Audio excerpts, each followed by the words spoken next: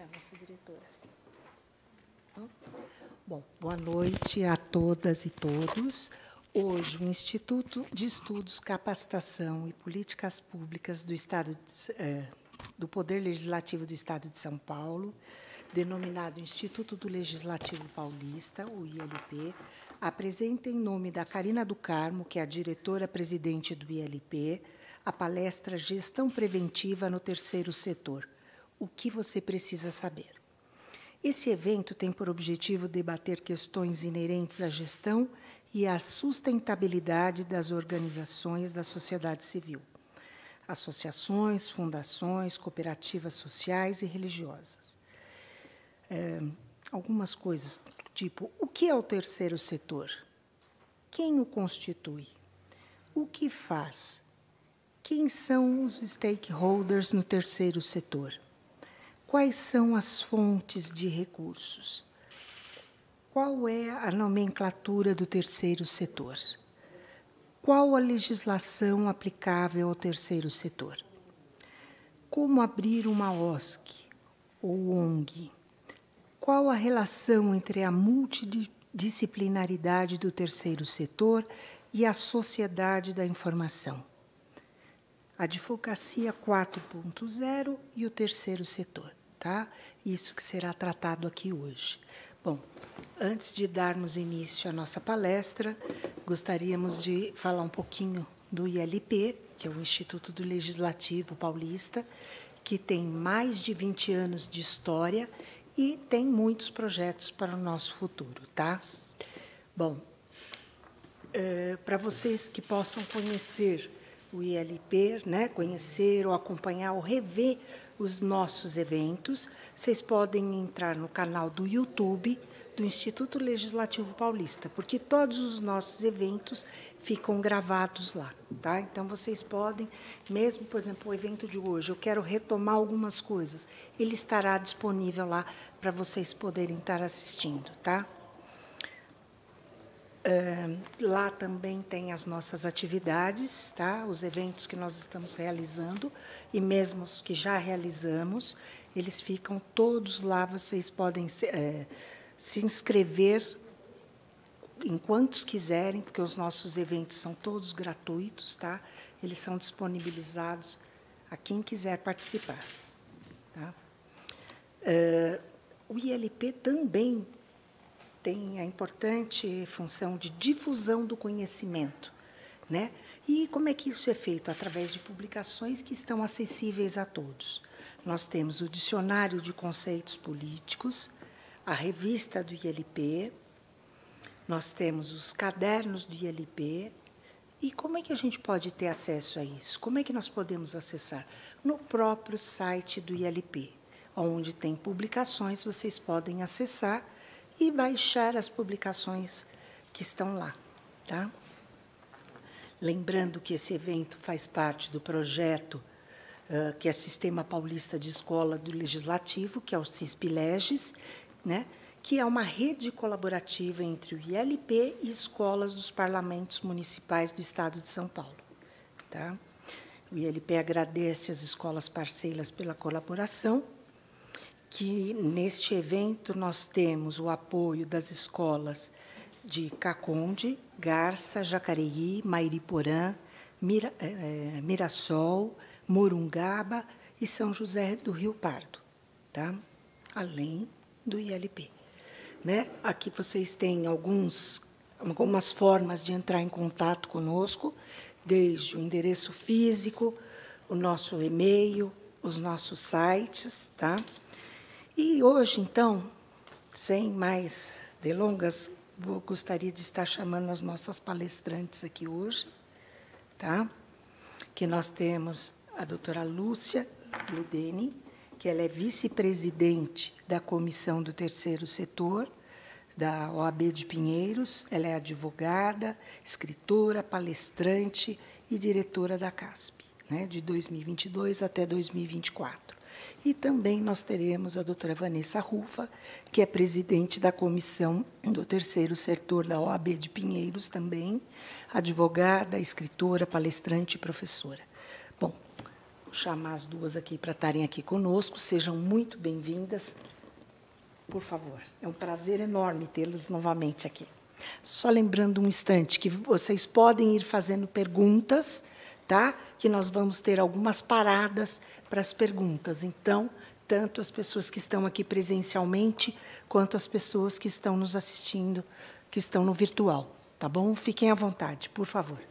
Por favor, doutora. Bem, é um prazer estar aqui novamente no Instituto do Legislativo Paulista. Nossos agradecimentos a Karina do Carmo, que é diretora do ILP, a todos os presentes, àqueles que estão nos assistindo online e, logicamente, as duas ilustres mulheres que estão aqui ao meu lado. Histórica a nossa participação aqui no Instituto, já há alguns anos, disseminando conhecimentos sobre o terceiro setor, o que significa esta sociedade civil organizada, que, por vezes, é muito parceira do Estado, principalmente em políticas sociais, né, voltadas aos direitos fundamentais, que estão lá no artigo 6º da Constituição Federal, e a importância dessa sociedade civil organizada não lutar só por uma causa, sem se preocupar com o sucesso e a perenidade dessa instituição, que, quando é criada, ela visa o quê? O atendimento das pessoas que dela necessitam. Ela tem sempre por detrás dela uma causa que justifica a existência, seja na área ambiental, seja na área de direitos humanos, na área de assistência social, educação, saúde, inúmeras áreas. E, por força até constitucional, é livre a associação de pessoas no país. Exceção feita é para organizações paramilitares e para objetos ilícitos. Então, de resto, o poder público não tem nenhuma ingerência sobre a criação das associações pela liberdade de associação que nós temos no país, desde que seu objeto, sua causa, seja lícita. Nesse sentido, e nos preocupando muito com a questão da gestão, porque é a sobrevivência. As pessoas não nascem sabendo tudo, elas vão aprimorando ao longo do tempo, as próprias instituições amadurecem com seus erros e com seus acertos. Errar é absolutamente humano, e um CNPJ é feito por pessoas que estão gerindo aquele CNPJ, né? E é nesse sentido que a gente vem disseminando esse tipo de conhecimento, alertando com pequenos detalhes sobre a questão da gestão. Eu e a Vanessa, aqui ao meu lado, nós somos advogadas. Eu presidi por 15 anos a primeira Comissão de Direito do Terceiro Setor dentro das OABs do Brasil. Isso também nos valeu como um grande ensinamento, mesmo essas palestras que nós fazemos, esse contato direto, tete a tete, com as organizações, com as pessoas interessadas, com o poder público, porque, invariavelmente, muitas parcerias são realizadas, e eu entendo o lado do gestor público e entendo o lado da sociedade civil. O gestor público ele está muito amarrado à legislação, ele não pode fazer nada sem que tenha lei que permita a ele fazê-lo. Por outro lado, a sociedade civil, a quem é transferida, às vezes, essa incumbência da execução de uma política pública, ela é muito mais criativa e, embora ela tenha essa criatividade, ela também se sujeita a muitas regras, principalmente na utilização desse recurso, no atendimento e na prestação de contas. Então, para iniciar já a nossa palestra, como já foi dito aqui, nós vamos fazer 3 paradas, e a gente comunica 3 paradas no decorrer da exposição, que é para que as pessoas que estão aqui, as pessoas que estão nos ouvindo online e nos assistindo, possam ter as suas dúvidas. Então, nós vamos fazer uma parada, antes de entrar no slide 8, no item 8, e depois, mais para frente, uma outra parada. A gente vai avisando, porque tem 3 temas aí que a gente consegue dar um break para iniciar o outro e as perguntas virem. Então, Vanessa, eu vou já passar para você se manifestar, iniciar a aula. A gente faz muito... Enfim, a gente já tem uma dinâmica tão longa que no olhar a gente já se entende. Vamos lá, pessoal, espero que vocês aproveitem muito. Boa noite. Eu gostaria de agradecer imensamente a quem está nos acompanhando nesta noite, de forma virtual e presencialmente, aos membros da comissão do Terceiro Setor de Pinheiros que aqui estão, muito obrigada, ao ILP pelo convite, doutora Karina, a Anne e a todos vocês que estão aqui conosco hoje, muito obrigada. O meu agradecimento mais que especial, como não poderia deixar de ser, à doutora Lúcia Bludeni, com quem eu aprendo há mais de uma década, e eu abandonei o segundo setor e migrei para o terceiro setor porque me apaixonei pelo setor e pela dinâmica e a didática dela. Então, minha parceira profissional e de vida. E estou muito feliz de estar aqui. E o que eu queria dizer para vocês antes de iniciarmos oficialmente os trabalhos? Nós escolhemos esta pauta de gestão exatamente porque a gestão do terceiro setor, das entidades sem fins lucrativos, ela é muito rica, na medida em que ela é multidisciplinar, assim como sua legislação. Nós veremos que a legislação que permeia o terceiro setor, ela é multidisciplinar, nós não temos um código. O nosso time aqui da Comissão do Terceiro Setor já está mais do que cansado de ouvir nós falarmos essa expressão, né? Mas é exatamente isto. E, na medida em que ela é multidisciplinar, torna desafiadora a nossa atuação no setor. Aqui não há lugar para mesmice, aqui não há lugar para rotinas enfadonhas, aqui é sempre com emoção. Terceiro setor é propósito, terceiro setor é emoção. Tá? Em qualquer área. Então, pode ser advogado, pode ser contador, pode ser assistente social.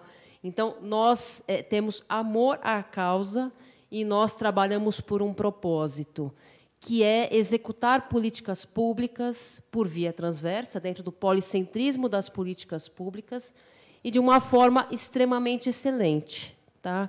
Então, nós escolhemos esta pauta porque a gestão ela está intimamente relacionada à profissionalização do setor. E não é por acaso que, recentemente, vocês devem ter visto em diversas mídias digitais que diversos executivos do segundo setor estão migrando para o terceiro setor, exatamente porque sentem falta de um fator chamado propósito. Então, nós estamos aqui por um propósito. Então, muito obrigada a todos aqueles que nos acompanham virtualmente, presencialmente. Eu peço licença, porque eu sou uma criatura hiperativa, vocês já me conhecem, eu não consigo falar sentada. Então, até por conta da dinâmica, a gente sempre dá aula juntas, eu e a doutora Lúcia. A gente já se conhece pelo olhar, né, Lúcia? E essa é uma dinâmica que tem funcionado muito bem, porque as pessoas se sentem acolhidas. Por quê? Não é só o advogado que precisa entender, o gestor da OSC precisa entender, o assistente social precisa entender. E esse é o nosso papel, é disseminar conhecimento, é disseminar conteúdo. Vamos juntos? Então, vamos lá, por favor. Pode passar, por favor. Esse material depois vai numa versão para vocês em PDF, então fiquem absolutamente tranquilos, que esse material será enviado para vocês depois. Pode passar, por favor. Bom, qual será a nossa pauta de hoje? Como o nosso público é um público híbrido, como eu disse, nós temos advogados, contadores, advogados e contadores, não é? Nós temos assistentes sociais, dirigentes de OSCs, funcionários públicos. Então, optamos por uma pauta multidisciplinar, como é o nosso curso que a gente costuma ministrar, inclusive. Então, a gente começa abordando o que é o terceiro setor, rapidamente, para saber do que estamos falando, para que o nosso público, inclusive de casa, consiga entender onde estamos. Tá? Depois, quem somos? Associações, fundações, cooperativas sociais e entidades religiosas. Tá bom? Então, a partir de hoje, ninguém mais vai falar que vai abrir uma OCIP. Tá bom? Ninguém mais vai falar que vai abrir uma ONG. Então, vai abrir uma entidade sem fins lucrativos, com roupagem de associação, fundação, cooperativa social ou um templo. E nós veremos que essas entidades nascem nuas, como nós, como a Lúcia sempre diz, elas nascem nuas. E, ao longo do tempo, elas adquirem suas roupas, que são as certificações. Tá? O que nós fazemos? Somente educação, assistência e saúde? Não. Nós temos um rol ilimitado de possibilidades. Então, nós temos microcrédito, direitos humanos, meio ambiente. Então, nós temos uma série de áreas para fins de atuação. Depois, quem são os nossos stakeholders? Ou seja, quem são as partes interessadas, com quem lidamos? É só com o beneficiário da política pública? É só com o aluno que está na creche? É só com aquele assistido que está na política pública da assistência? Não. Nós temos relação com os doadores, com os fornecedores, com os nossos funcionários, com o poder público, com a diretoria estatutária. Então, na verdade, nós veremos que os nossos stakeholders, que são as partes interessadas, são inúmeras. E isto, obviamente, demanda uma gestão. Depois, o item 5, quais são nossas fontes de recursos? Então, o terceiro setor não faz fotossíntese. Terceiro setor precisa de sustentabilidade financeira. Nós temos uma série de atividades, precisamos atender as crianças, os adultos, seja lá qual for o nosso público. Mas, para isso, nós precisamos de recursos. Então, esses recursos, desde que integralmente aplicados no mote de operação da instituição, ok, eles só não podem ser pulverizados, não podemos distribuir superávit, mas podemos e devemos ter uma sustentabilidade financeira. Inclusive, nós precisamos ter as nossas aplicações financeiras em aplicações conservadoras. Não podemos aplicar em bolsa, nós veremos na sequência, tá? Porque a instituição não pode parar, tá? E é altamente recomendável que a instituição não fique refém de uma única fonte de recursos, que ela tenha uma gama aí de fontes para que ela consiga seguir em frente. Tá? Depois, qual a nossa nomenclatura? Nós não temos lucro e prejuízo, nós temos superávit e déficit. Nós não temos sócio, por favor, guardem. Nós gostamos dos sócios, tá bom? Mas aqui não há sócio, tá? Aqui há associado, há diretor, há fundador, instituidor. Então, é uma outra nomenclatura. E isso é muito importante, porque quando o poder público, que tem o poder fiscalizatório sobre as instituições, quando ele se depara com uma nomenclatura equivocada, isso pode fazer com que ele também tenha uma dedução, uma conclusão equivocada. Tá? Isso em termos contábeis, em termos de petição e tudo mais. Né? Depois, qual é a nossa legislação? A nossa legislação ela é multidisciplinar. Nós não temos um código. Os nossos queridos membros aqui da Comissão do Terceiro Setor de Pinheiros sabem que a gente sempre fala isso. Então, onde que eu vou buscar a fonte? É no Código Civil? É na Constituição Federal? É na CLT? É no Código Penal? É na Lei de Parcerias? É nas instruções normativas? É em tudo, e tudo ao mesmo tempo, agora. Tá? Depois, como abrir uma organização da sociedade civil? Então, não basta olhar a grama do vizinho. A grama do vizinho é sempre mais verde. Só que não. Né? Então, não é porque o vizinho abriu uma fundação que o formato de fundação funciona para você. De repente, a instituição da Dulcinea, ela não tem um patrimônio pré-constituído e não tem como ser uma fundação.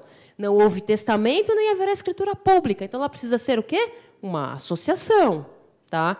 Então, nem sempre o que o vizinho faz, nem sempre o que a mídia publica é o melhor formato em termos jurídicos para você e para a sua instituição, ou você, como advogado, quando vai aconselhar um grupo de pessoas que quer, então, abrir uma entidade sem fins lucrativos.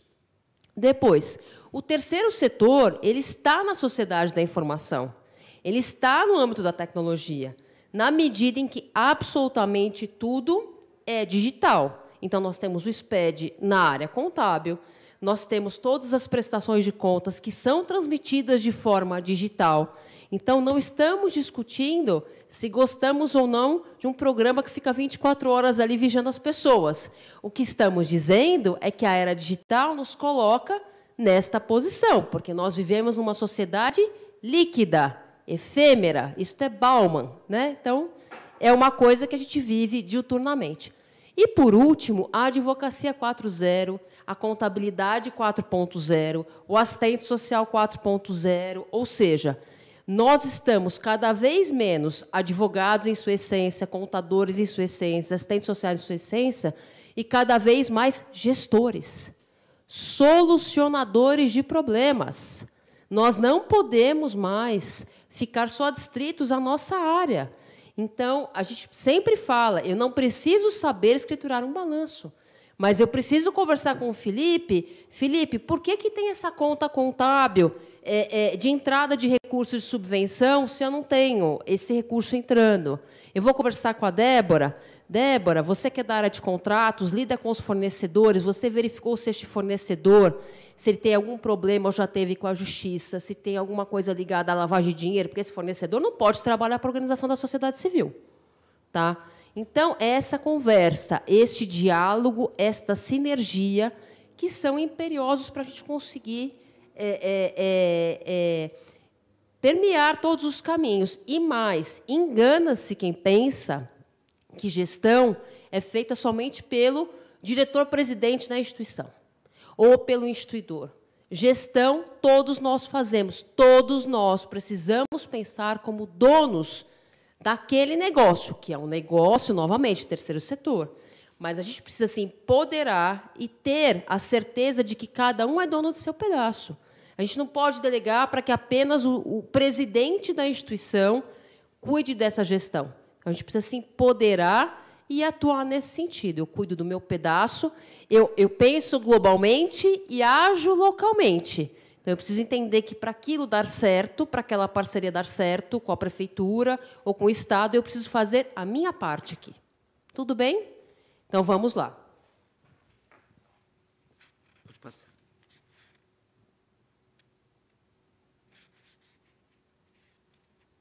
Põe para baixo. Olha, mudou aqui. Travou? Mas ela não mudou. Sim. Quer tentar fechar e abrir de novo? Por favor. Bom, enquanto isso, né, eu, como tributarista que sou, a gente vai trazer números para vocês. E nós veremos aí no início exatamente o quê? Quando a gente fala do que é o terceiro setor, então, quem somos? Eu vou começando, então, antes de ir passando? Pode ser? Então, vamos lá. O primeiro ponto que a gente vai falar. Então, o que é o terceiro setor? Nós temos 3 setores na economia. Primeiro setor, que é o poder público, em suas 3 esferas, federal, estadual e municipal. Nós temos o segundo setor, que são as empresas. E nós temos o terceiro setor, que somos nós. Mas, como tributarista que sou, não resisto aos números, né?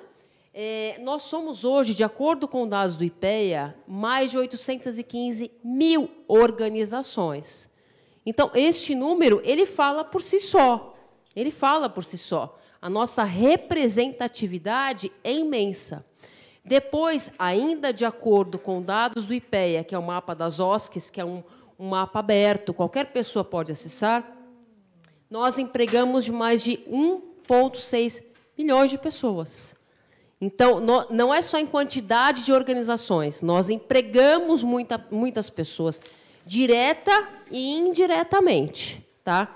Então, o terceiro setor ele tem muita representatividade na economia. Tá? Então, esse é o primeiro ponto. Então, quem somos? Tá bom? Depois, quais são as roupagens jurídicas possíveis para o terceiro setor? Então, nós temos as associações, que nascem da associação de pessoas. Então, Débora, Dulcineia, Felipe e Lúcia, acreditamos que naquele local seria interessante ter uma política pública educacional, nos unimos, tá? E criamos... Pode passar, por favor. Pode passar. Pode passar. Pode passar. Aí, pode parar, por favor. Tá? Então, a gente está em associação. Vou voltar um pouquinho. Tá? Quem somos? Então, quais são as roupagens jurídicas possíveis? É OSC. OSC não é nome de remédio, não é nome russo, Miroski também não é, Lúcia?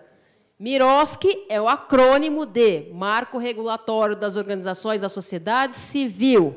Repito, não é o Código do Terceiro Setor, não é o marco regulatório do terceiro setor, ele é o marco regulatório, sim, das parcerias celebradas entre o terceiro setor e o poder público. Aliás, magnificamente escrito. Tá? Ele colocou uma pá de cal naquela confusão toda dos convênios. Né? Então, nos deu muita segurança jurídica. Mas, além de trazer a questão das parcerias, esta lei também trouxe o conceito do quiosque. Organização da sociedade civil, que é o gênero. E deste gênero, nós subtraímos 4 espécies. Pode passar, por favor. Está muito rápido, gente? Tá. As associações, então vamos voltar aqui para a nossa associação. Eu, Débora, Dulcineia, Felipe e Lúcia nos unimos, tá? E nós criamos uma associação na área de educação. Então, é redigido um estatuto, é levado a registro em cartório, é criado um CNPJ com KNAI adequado, e aí, então, a instituição começa a funcionar. Ah, mas eu posso ter mais de uma atividade na associação? Pode e deve. Você pode ter atividade híbrida, por exemplo. Tá? Mas não adianta fazer um estatuto que tem tudo e tem nada. Você tem lá 17 possibilidades. Por quê? Porque eu gosto de 17. Você tem lá 17 possibilidades e só faz educação. Para quê? Porque quando você for fiscalizado ou for prestar contas, o poder público vai ficar confuso. E eu, se fosse ele, também ficaria. Porque você tem lá 17 possibilidades. Então, você faz tudo e não faz nada. Ele olha o estatuto, aí ele pega a contabilidade. Estatuto, 17 possibilidades no objeto social, contra uma fonte de receita na contabilidade. Não faz sentido. Né? Então, menos é mais, tá bom? É como os programas de culinária, menos é mais, tá bom? Depois, a fundação, ela nasce de um patrimônio pré-constituído. Então, ela nasce de um testamento ou de uma escritura pública. Mas, ao contrário da associação, a fundação ela tem um rol taxativo de possibilidades. Então, quando você for criar uma fundação, você precisa se ater ao rol taxativo do artigo 62 do Código Civil. Tá?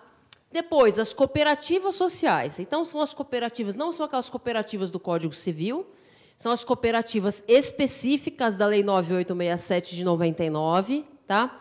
E ali ela trata das pessoas em desvantagem, que são os egressos de penitenciárias, as pessoas com algum tipo de deficiência, então, eles trazem um rol de possibilidades.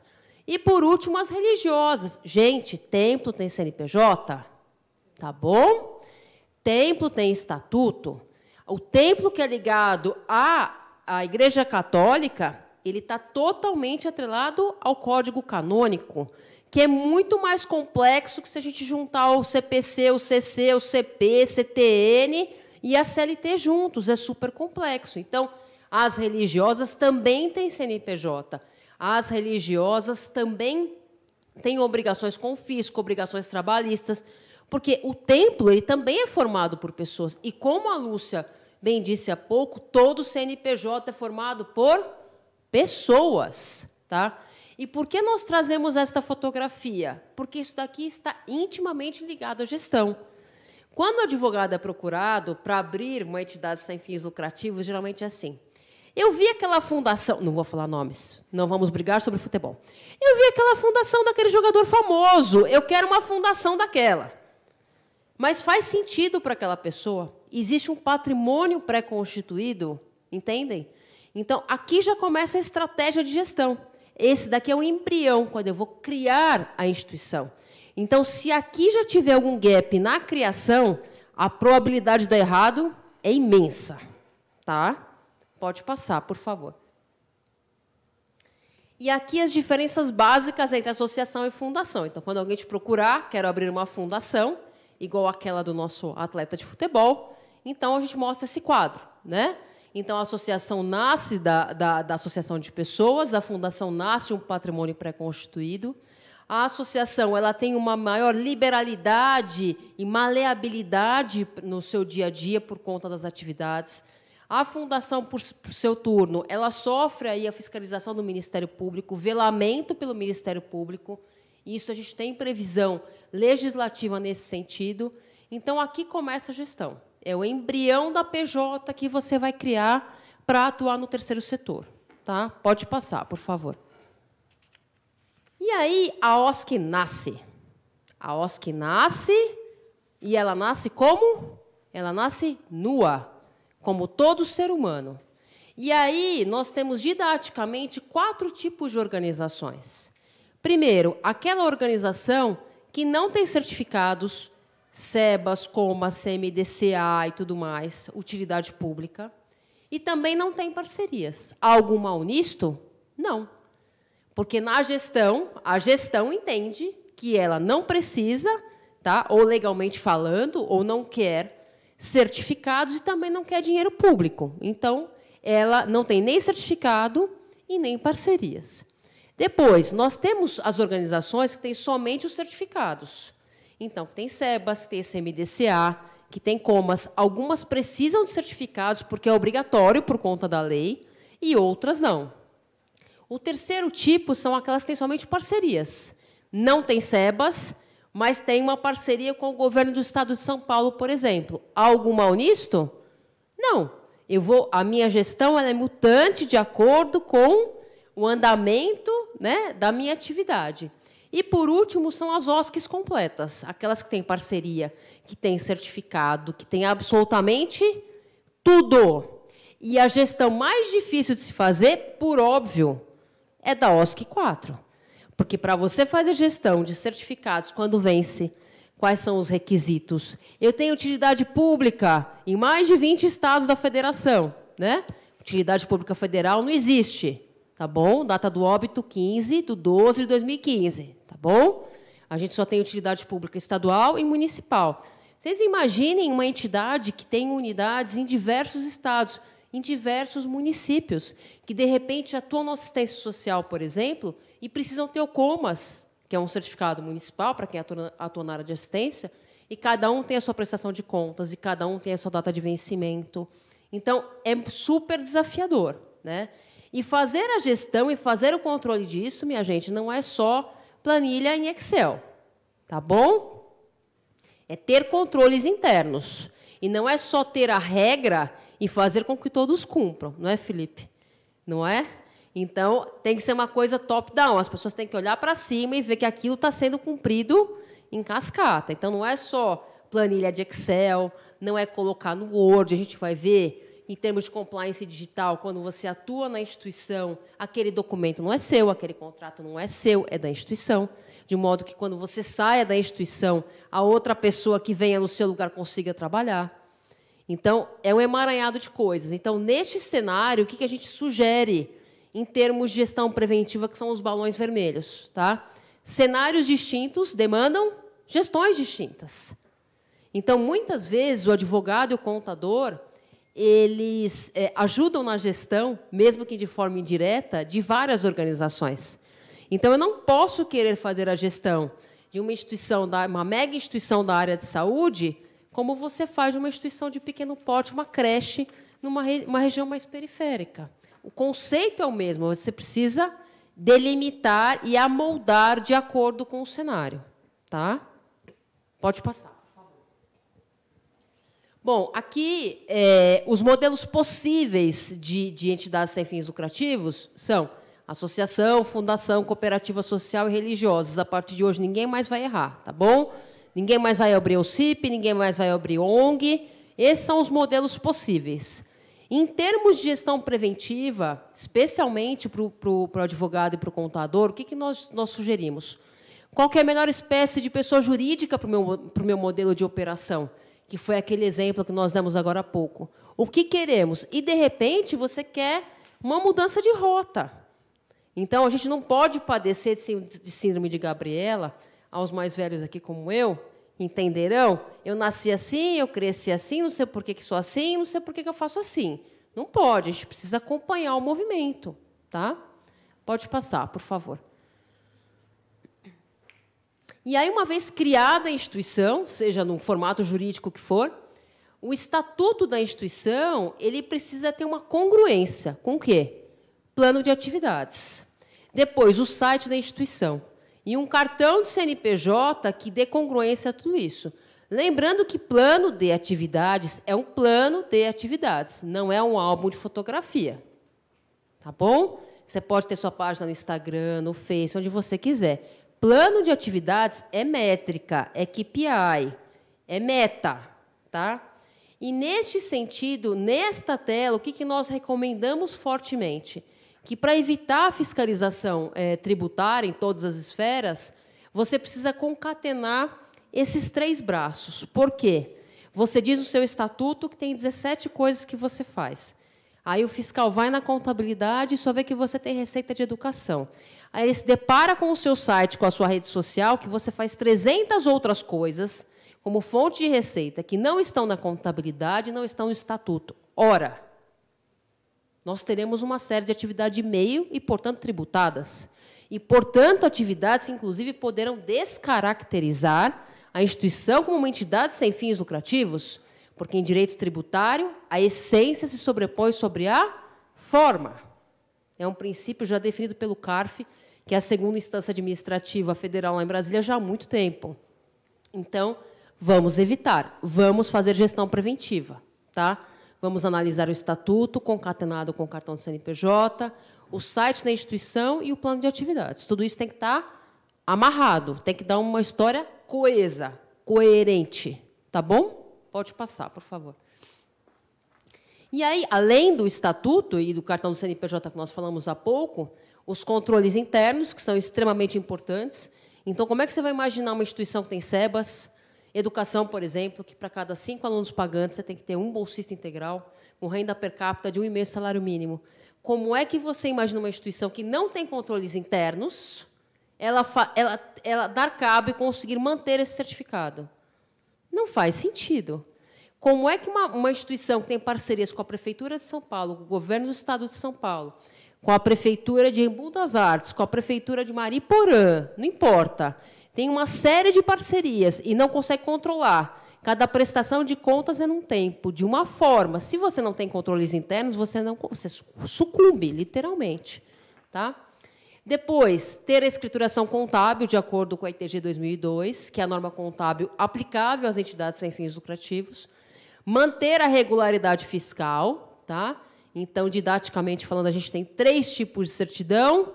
A positiva, quando o débito existe e nada foi feito com relação a ele. 2, a negativa, 0 débito.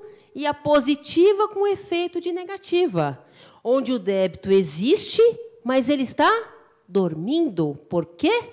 Alguma das causas lá do artigo 151 do Código Tributário Nacional. Então, existe um depósito, uma liminar, uma tutela antecipada, um parcelamento. Então, precisa controlar a certidão. Ah, é chato. Mais chato é você perder parceria, é você perder certificado, é você perder imunidade. Então, não é chato, é trabalhar preventivamente. Né? E vou repetir aqui, Lúcia, se você me permite, o que falamos no evento, no último evento que fizemos de direito e contabilidade ligado ao terceiro setor. A gente precisa parar com essa história de que a culpa é sempre do advogado. Né? A culpa é do advogado, a culpa é do contador. Então, fica aquela coisa, vai para lá, vai para cá, vai para lá. E não pode ser assim. Cada processo tem que ter um owner. Hã? Na verdade, não é. A culpa não é do advogado nem do contador. Vamos lá. Porque a gente, via de regra, quando vai se afinando muito com a instituição, vai vivendo, a gente vai ajudando o gestor nisso. Manter certificações, como disse a Vanessa naquele modelo, no 4º modelo de OSC, é o ano inteiro trabalhando em cima de certidões, de controles, de relatórios e mais. Essas parcerias, a própria lei de parcerias, que é o MIROSC, né, a 13.019, e as secretarias estão cada vez mais profissionalizadas. Quer dizer, como disse a Vanessa, se eu não controlo os meus bolsistas, se eu não controlo os meus relatórios, eu estou fadado a não permanecer como parceira do poder público, a não receber recursos públicos e nem a ter as certificações, porque é muito difícil conseguir certificações. Precisa estar redondinho. E isso não adianta, é uma cultura interna que a gente, através desses cursos, e vem vindo há muitos anos, tenta implementar. Mas não é porque a gente quer, é porque o mundo está assim. O mundo da internet, o mundo das plataformas digitais, levou as pessoas, as empresas com e sem fins lucrativos e o próprio poder público a se autofiscalizar, percebe?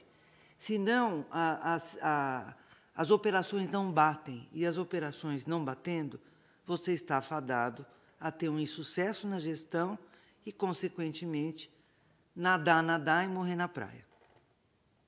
Não é?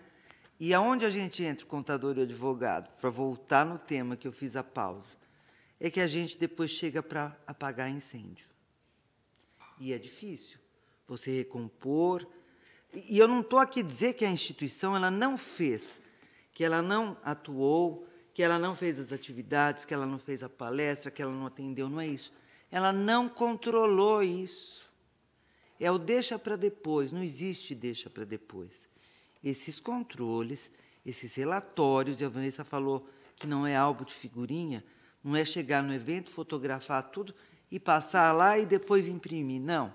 A fotografia tem que ter coerência com algo precedente, quer dizer, foi um projeto, foi uma operação pensada, estruturada. Eu apenas lanço algumas fotos para demonstrar, mas essas fotos, elas estão esteiadas, vamos dizer assim, num projeto. Eu tinha uma meta, eu ia atender tantas pessoas, eu ia fazer isso, quantas vieram, qual foi a repercussão, qual é o saldo dessa ação que eu fiz. São ações paralelas, às vezes, que se unem ao mote, ao foco principal da instituição. Foi como a Vanessa disse, precisa ter foco. Eu sei fazer isto, é aqui que eu vou crescer, enquanto instituição. Mas eu posso ter várias ações pequenas, periféricas, que vão me levar a este foco. Mas eu nunca posso perder o foco. Então, se meu foco é a educação, eu vou fazer sempre a educação. Não queira fazer a educação, a saúde, principalmente para quem está começando. Isso é coisa de gente grande, que já está há muitos anos, instituições grandes, e conseguem ter essa segregação clara das atividades, segregação clara na contabilidade, segregação clara nos controles. Para instituições pequenas, que muitas delas são pequenas, médias e pequenas, é importante ter esse controle muito rígido. Vamos lá. Exatamente isso, Lúcia. E dentro da sua fala, essa questão do incêndio em termos de gestão, o incêndio tem que ser a exceção e não a regra. Porque se o incêndio vira regra, você tem um problema. Não é isso, Lúcia? Sim. Não é isso? Sim. Então, assim, sempre tentar agir preventivamente. Um incêndio ou outro haverá. Isso não é só no terceiro setor. Isso é na nossa vida, nas nossas famílias, nas nossas casas. Intempéries acontecem. O que não pode ocorrer é isso se tornar uma rotina. Tá? Continuando. E aí, por último, a prestação de contas, de certificados e parcerias. Tá? Então, se essas 5 pontas estiverem muito bem concatenadas, a probabilidade de você ter um incêndio, um problema de última hora é quase que remoto. Você pode ter, sim, mas você mitiga ao máximo o risco. Tá? Pode passar, por favor. Bom, então nós vimos o que é o terceiro setor, quais são as roupagens jurídicas possíveis e aqui o que fazemos. Então, como dissemos há pouco, aqui não tem um rol de 17 possibilidades, para ninguém ficar tentado a colocar 17 possibilidades no estatuto. Por quê? Porque 17 é um número bonito, dia do meu aniversário. Aqui, então, educação, assistência, saúde, meio ambiente, microcrédito, cultura, direitos humanos, promoção do voluntariado. Então, por aí vai. Tá? Nós demos aqui alguns exemplos. Esse é um rol exemplificativo, ele não é taxativo. A gente só tem um rol taxativo para fundações e cooperativas sociais, como a gente viu na primeira parte da explanação. E aí, em termos de gestão preventiva, nesse template, o que nós recomendamos fortemente? Que você faça o estudo de viabilidade. O que essas pessoas querem fazer? Para quê? Temos público nesta região para isto? Então, temos capital humano, temos investimento, um patrimônio social inicial para esse tipo de atividade?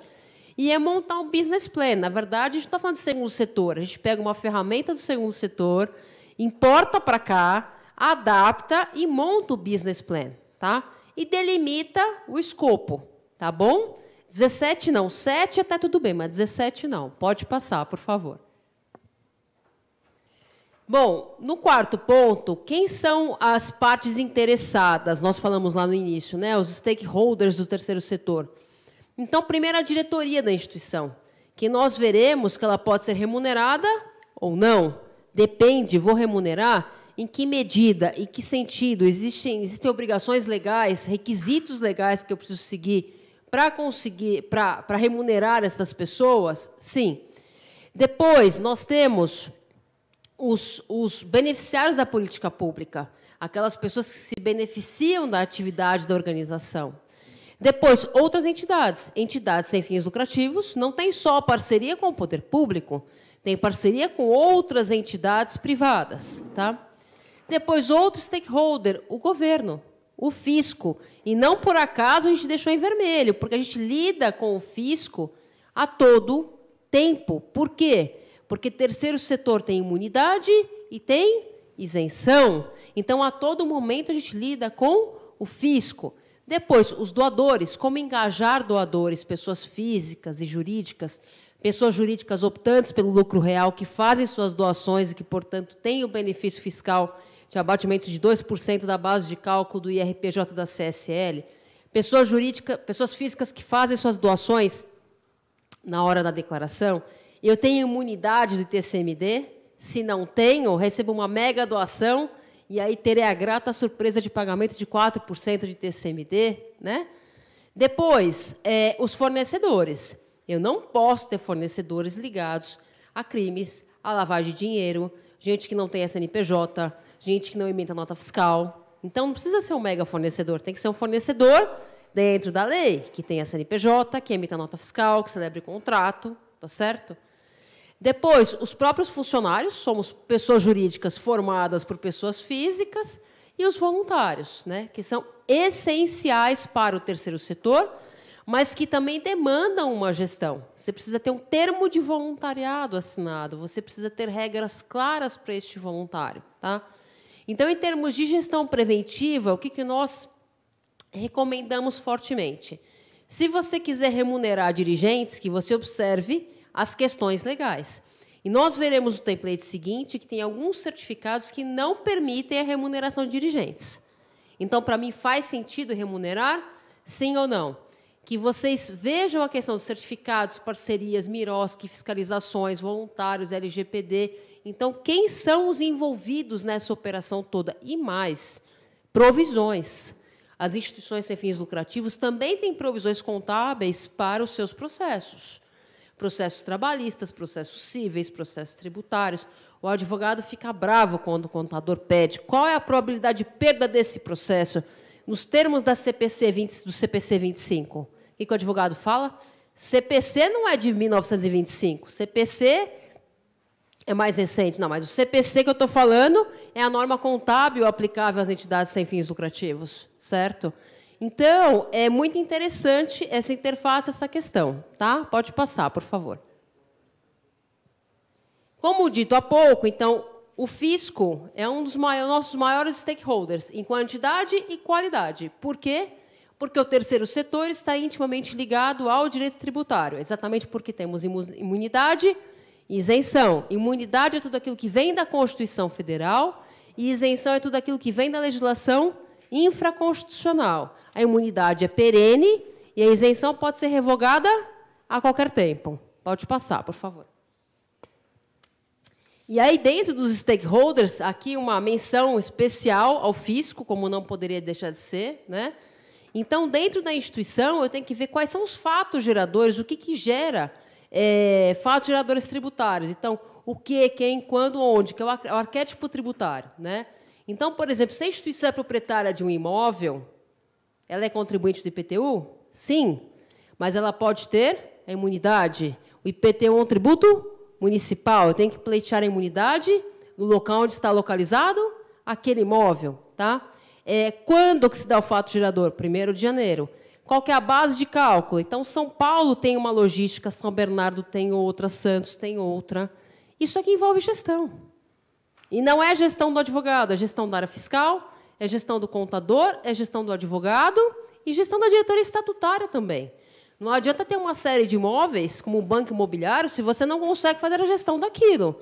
Porque ao invés de ônus, aliás, ao invés de bônus, vai te trazer ônus. Tá? Pode passar, por favor.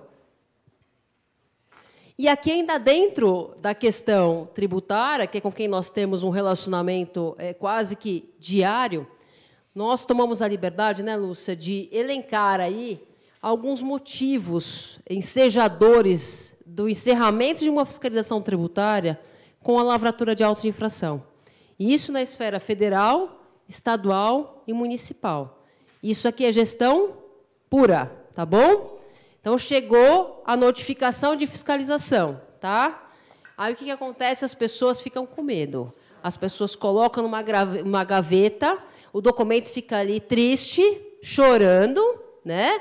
Não quero. Ou então tem aqueles que entendem que é uma batata quente. Não, é seu, é do jurídico, é da controladoria, de não sei quem. Não, tá bom? Então, é olhar o rol de documentos, se ater àquilo e transmitir a resposta a tempo e modo, tanto em termos de documentos, quanto com relação ao prazo. Tá? Depois, a instituição não pode descumprir o artigo 14 do Código Tributário Nacional. Ou seja, eu devo manter a minha escrituração contábil nos termos da ITG 2002. Não posso mandar dinheiro para o exterior e não posso distribuir superávit. Eu posso receber recursos, mas não posso enviar recursos ao exterior. Tá? Depois, entidades sem fins lucrativos não pode pagar despesa de terceiros, porque isso dá distribuição de superávit. Tá? Depois, quando a fiscalização tributária, seja federal, estadual ou municipal, ela olha para a sua contabilidade, ela vai olhar o seu livro-razão, que é quando você tem todas as movimentações, aquilo ali conta uma história, vai cotejar com seus contratos e com as suas notas fiscais. Ou seja, se eu tenho um lançamento no livro-razão de um fornecedor de software, por exemplo, e eu não tenho um contrato de prestação do serviço, tá? Para dar lastro àquela operação e não tenho uma nota fiscal, eu tenho isso contabilizado, mas faltam as duas outras pontas. Eu perco a minha imunidade porque 14 do CTN. Por outro lado, eu tenho a nota fiscal, tenho o contrato, mas o time do Felipe esqueceu de contabilizar. O que acontece? Vai perder a imunidade. Tá? Lógico, tem o contraditório, ampla defesa e tudo mais, mas, em linhas gerais, é isso. Depois, pagamento de aluguel ou serviços a diretores estatutários. Também não pode. Diretor estatutário pode ser remunerado via prolabore, desde que você tenha uma previsão no estatuto e siga as regras legais de mercado, 70% do que paga o executivo, não pode ser parente até terceiro grau. Agora, você não pode pegar um imóvel de um diretor estatutário, né, ele aluga para a instituição, aquele valor de mercado é 5 mil metros quadrados, você coloca 15 mil. Não pode. Isso é distribuição de superávit. Isso é remuneração disfarçada. Tá? Depois, confusão patrimonial com outras pessoas jurídicas.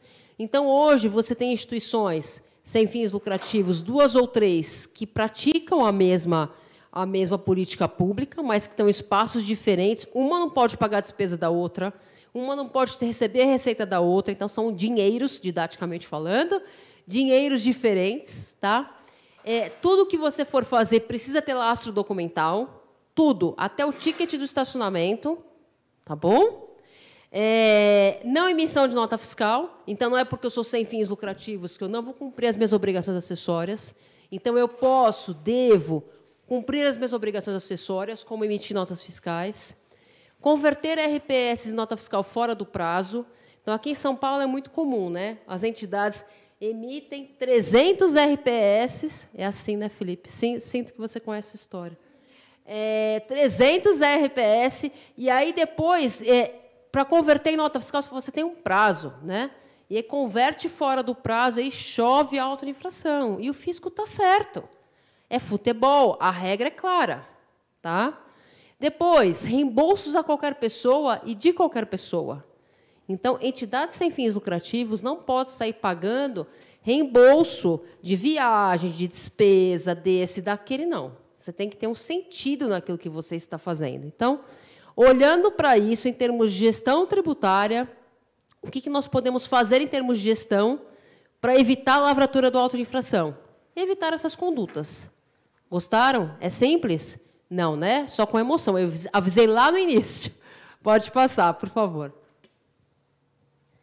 Em termos de remuneração de dirigentes, ainda naquele arcabouço lá dos stakeholders, eles podem ser remunerados? Podem. Nem sempre. Então, tem situações que permitem essa remuneração dos dirigentes estatutários via Prolabore, que são as entidades sem certificação, aquelas que têm SEBAS, qualificação OCIP, aquelas que estão no MIROSC, OS, CMDCA, COMAS. Essas situações permitem que você remunere os seus dirigentes via Prolabore. De outro lado, duas situações que não permitem. E a Lúcia escreveu um artigo muito interessante, ano passado, né, Lúcia, sobre isso. Mas deve ter uns 2, 3 anos. Utilidade pública estadual e municipal não permitem. E são certificados que não dão benefício fiscal. Mas eles dão força para processos fiscais. Exemplo, imunidade do IPVA, quando você vai transmitir no CIVEI, que é a base daqui do Estado de São Paulo.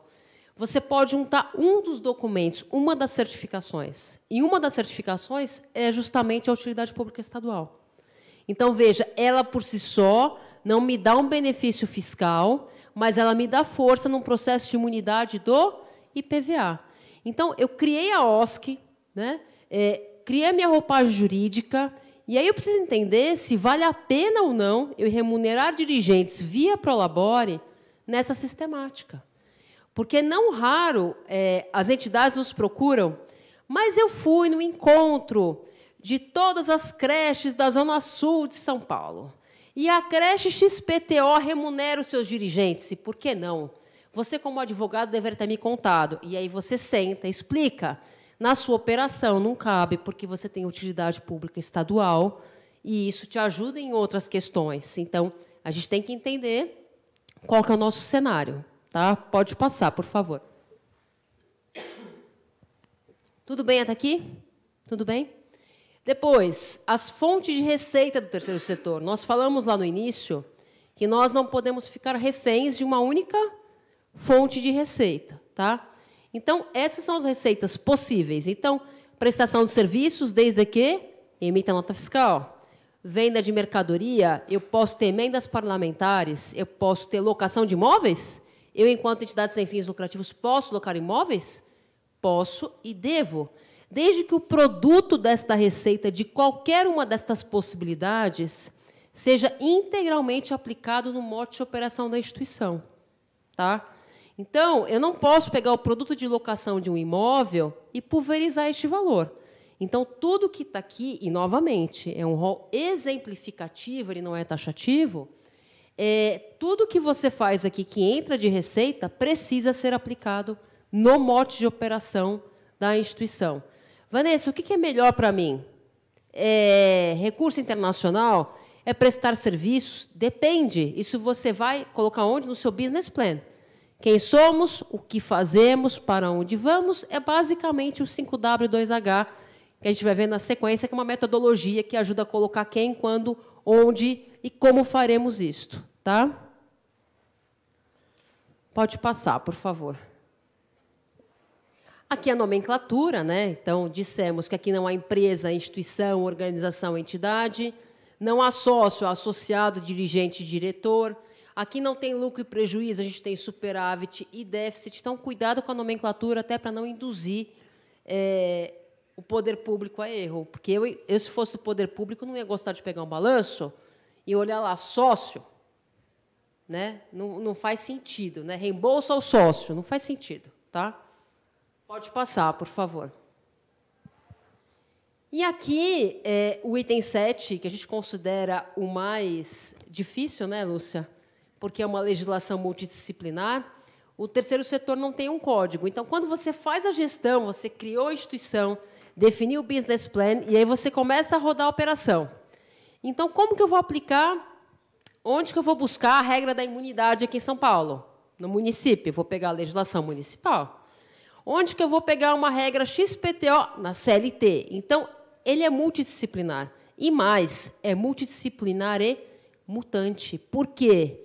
Nós não temos só Constituição Federal, os códigos, as leis ordinárias e complementares e decretos. Nós temos portarias, instruções normativas que mudam a todo tempo. Aliás, para quem não lê Diário Oficial, fica o convite, eu leio todos os dias, tá bom? Vamos juntos. Ninguém mais vai assistir Netflix, vai todo mundo ler o Diário Oficial. Vamos lá. Então, qual que é a legislação aplicável? Primeiro, a Constituição Federal, o artigo 6º, Direitos Sociais, o artigo 156C da Constituição Federal, que trata dos impostos, da imunidade dos impostos, tudo aquilo que começa com I, tá? O 195, tudo aquilo que começa com C, que são as contribuições, né? Então, não pode haver essa confusão. O Código Civil dos tipos de pessoa jurídica, então, associações, fundações, então, existe um bloco para cada roupagem jurídica. Pode passar, por favor. O Código Tributário Nacional, 14 é nosso mantra, então todos chegarão em casa hoje, os que estão em casa, todos colarão ali no teto, tá bom, ali do quarto, ninguém nunca mais vai esquecer as regras do artigo 14 do CTN, tá? A CLT inteira, porque as entidades são são formadas por pessoas. Pode passar, por favor. O Código Penal, uma eventual apropriação indébita, então uma entidade que retém, né, faz a retenção do IR-fonte e não repassa para a Receita. Tá? As certificações, aí cada certificação tem a sua legislação específica, e aí cada uma delas demandaria uma aula. Então, se vocês tiverem, inclusive, sugestões para as próximas pautas, fiquem absolutamente à vontade. Pode passar. Depois, a Lei de Parcerias, que é a Lei 13.019, a Lei do Serviço Voluntário, a Lei do Estágio, a Lei de Prevenção ao Crime e Lavagem de Dinheiro e a própria Advocacia Pro Bono. Então, vejam, quando os alunos nos procuram, Lúcia e eu, professoras, mas por onde deve começar? Sempre começa pela Constituição Federal. Mas depois é entender que tudo isso caminha de uma forma conjunta e harmônica. Tá? Pode passar, Lúcia, por favor.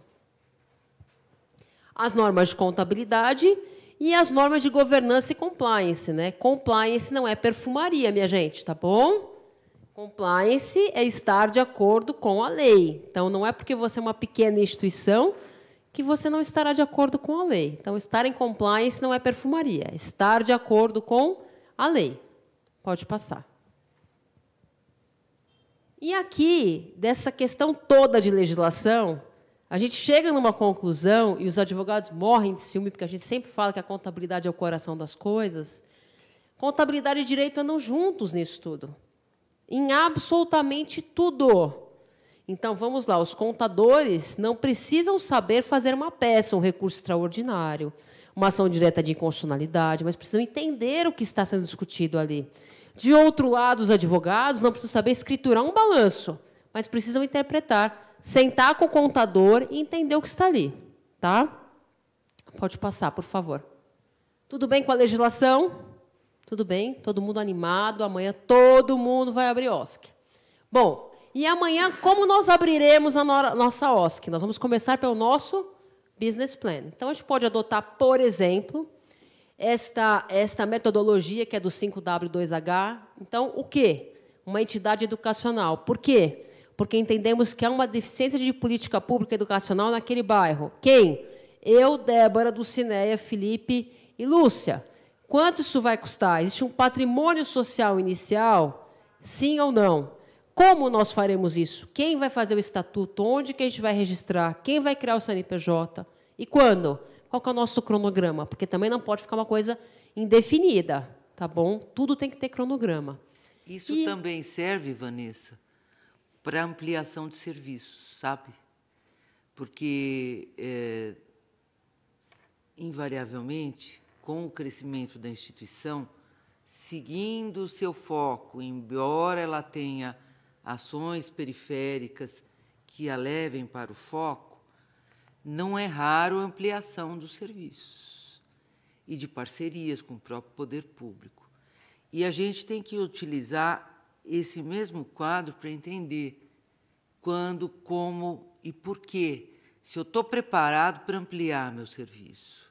A instituição tem lastro para isso, porque é muito legal você ver que você está saindo bem, você está executando a política pública, suas parcerias vão bem, você presta legal a sua conta, você está tendo sucesso na sua empreitada, você está inovando nos procedimentos, está conseguindo colher as metas pretendidas, tudo certo. Aí você se entusiasma para querer atender mais. Calma. Faça uma análise criteriosa dessa viabilidade, porque não é só porque eu faço bem, eu posso triplicar minha operação. Ela vem atrelada a vários fatores, tá? Que é gerir mais pessoas, ter uma área maior estruturada, manutenção, limpeza, e não necessariamente uma parceria vai cobrir tudo isso. Sem uma retaguarda que a instituição tenha, é o tal do recurso, guardado e aplicado, não é proibido, segurança nessas aplicações, e ver se você tem fôlego. Você tem capital humano dentro da instituição para poder ampliar. Você vai contratar pessoas, mas ela, invariavelmente, ela vai ter decisões tomadas pela diretoria estatutária. E aí, se você não tem pessoas hábeis para ter essa maleabilidade e esse deslocamento rápido para uma nova empreitada, você pode não dar certo nessa ampliação. Então, muito cuidado. Não estou desanimando, eu só estou dizendo que as decisões têm que ser muito conscientes. Tá? Exato. Ops. Crescer. Opa! Crescer demanda planejamento, né? Inclusive na vida civil aqui, né? Vamos lá. E aí, quando você faz essa gestão preventiva, você consegue diagnosticar, planejar, desenvolver e organizar. Você faz um controle dos KPIs, que são os indicadores de resultado. Você cria um ecossistema com um ciclo virtuoso de geração de valor, tá? Então, quando você faz esta lição de casa, esta homework, você consegue delinear e desenhar melhor o seu escopo. Tá? Pode passar. E essa gestão multidisciplinar, ela envolve vários times, e são times. Tá? Então, primeiro a diretoria executiva, a liderança. Então, as pessoas precisam sentir que a liderança está engajada com aquele propósito da instituição.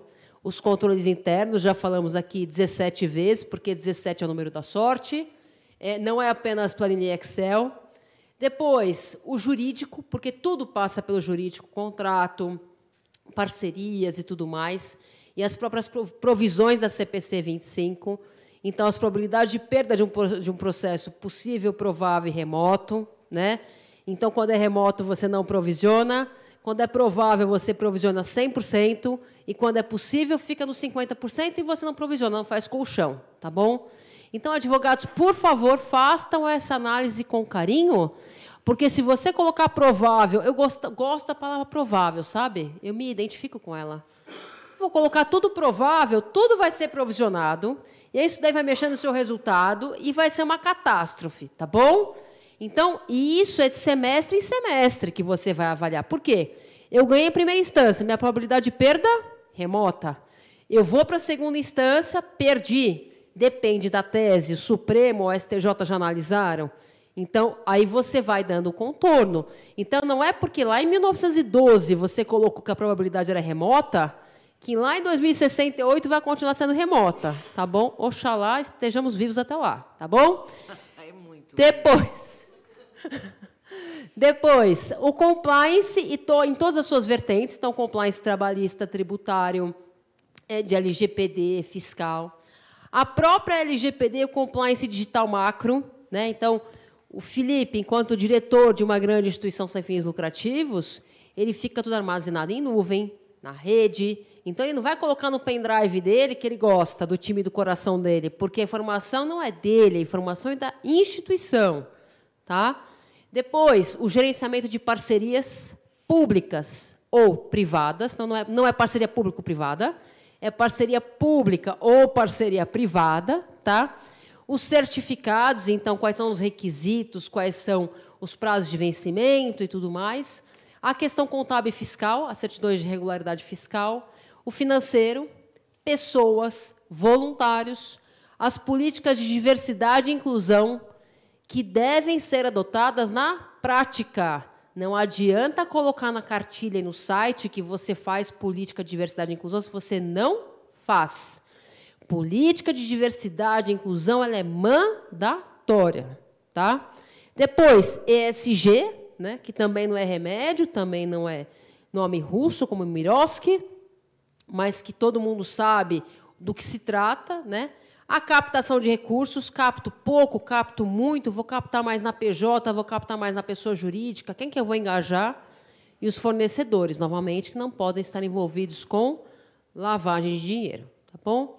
Então, essa gestão ela é multidisciplinar. Então, é o bom e velho pensar globalmente e agir localmente. Pode passar, por favor. Aí, já caminhando para o final, como nós dissemos lá no início, nós estamos em plena sociedade da informação, que é uma era líquida, aqui já homenageando Bauman, que nós tanto gostamos. Né? E essa sociedade da informação, ela, de alguma forma, ela precisa agregar valor para a sociedade. E o terceiro setor ele está aqui dentro. Novamente, SPED na área contábil, os processos judiciais são todos digitais, prestação de contas são digitais, pedidos de imunidade são digitais. Tá? Pode passar, por favor. Então, existe um ciberespaço. E nós, enquanto terceiro setor, estamos incluídos nesse ciberespaço, onde existe uma cibercultura, ciberdependentes. Quem não é ciberdependente, não levanta a mão. Tá bom? Onde existe uma ciberdemocracia em cibercidades. Então, a gente está nesse contexto. Tá? Pode passar, por favor. E esta sociedade da informação, ela traz uma série de desafios para o Estado, tanto para o Estado quanto para as organizações. O Estado ele consegue fiscalizar melhor, ele consegue ter um controle melhor, né? Ele consegue ter um controle social melhor e desenvolver de uma forma mais célere políticas públicas. Mas, de outro lado, há uma transparência maior. Há uma transparência, uma celeridade de informações.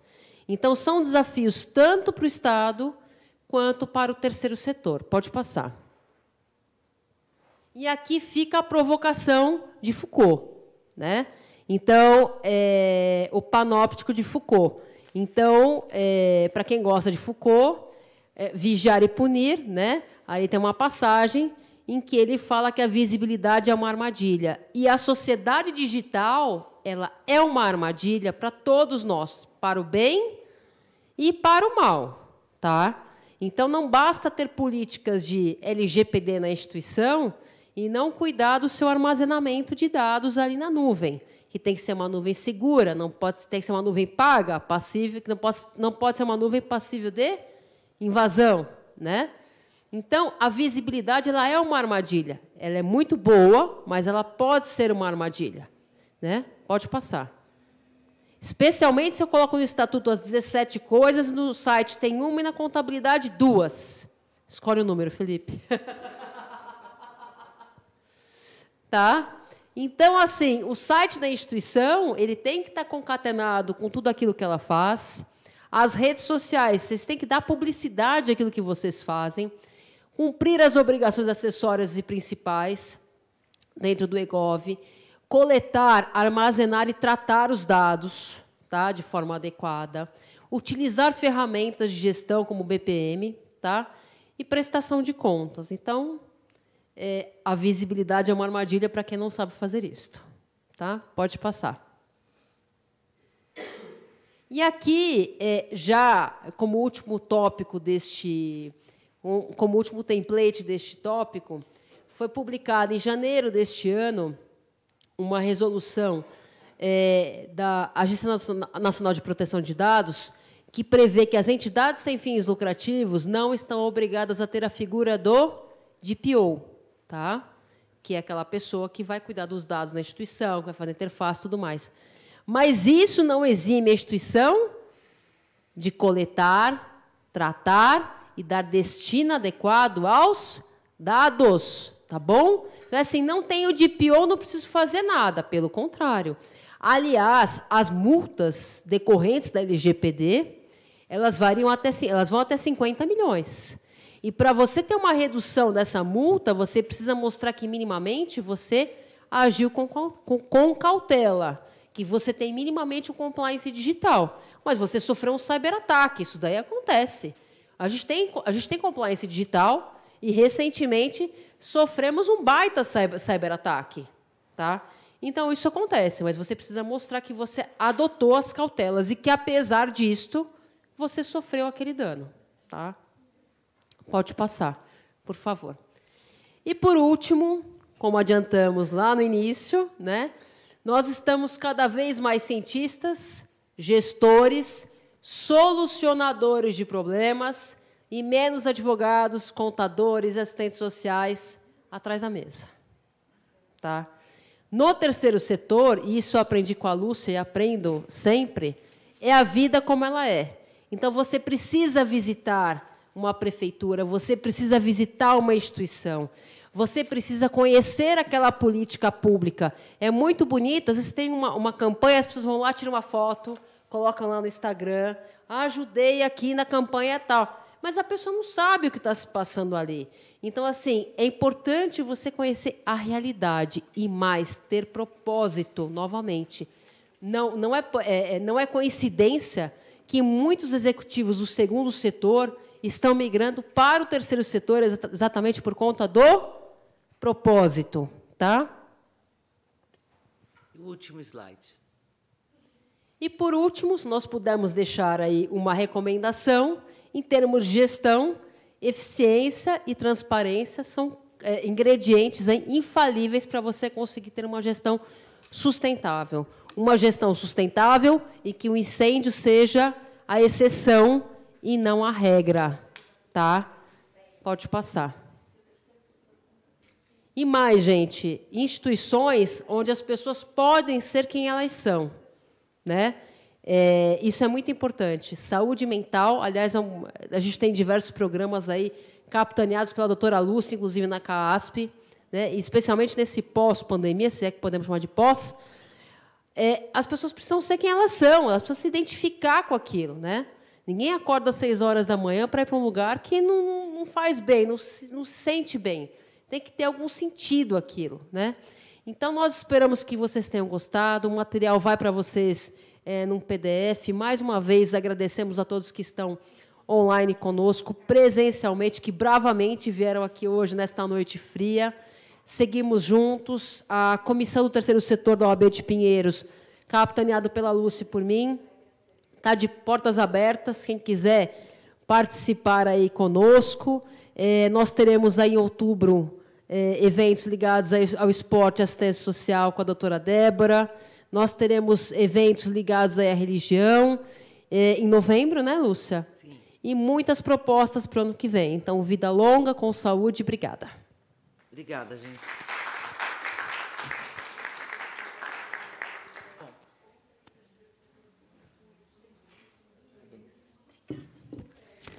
Bom, eu gostaria de agradecer imensamente a presença de vocês aqui. Doutora, a senhora tem alguma consideração ainda a fazer? Fique à vontade, por favor. Não, mostrar para vocês que a vida é como ela é mesmo, é o que disse a Vanessa aqui. E todo dia a gente tem uma ferramenta nova e algo de diferente para aprender. Nós vamos morrer aprendendo, tá? Muita coisa se estruturou ao longo desses 15 anos, conforme eu tinha dito, que estive presidente da primeira comissão de terceiro setor na OAB. E hoje está até mais fácil, está tudo muito mais bem estruturado, mais bem legislado. Agora, e antes você tinha muitos métodos dedutivos. e não tão claros. E é isso aí, é todo dia com uma certa emoção e vamos em frente. Tudo isso é o bem comum, é a coisa pública, é a atuação cidadã e atitudes republicanas. É só isso. Obrigada. Obrigada, senhora. Obrigada. Eu queria agradecer imensamente a vocês duas, em nome do ILP, em nome da Carina do Carmo, né?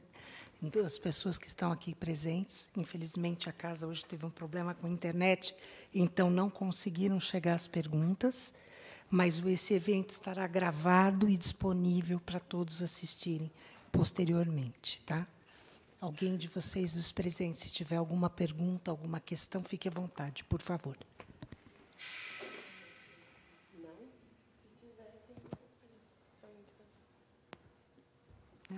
Não, fique à vontade. Tá? Obrigada a todos, então. Obrigada. Queria agradecer à Rede Alesp, que também permitiu, nos ajudou aí com essa transmissão. Graças a eles, a gente pôde gravar este evento que estará disponível a todos depois. Tá? E para as pessoas que assistirem depois, por favor, lembrem de preencher o formulário que está disponível na descrição do evento no YouTube, para que vocês possam, posteriormente, receber um certificado de participação. Tá? Então, para todos, né, que vão assistir a gravação depois, e para os presentes também.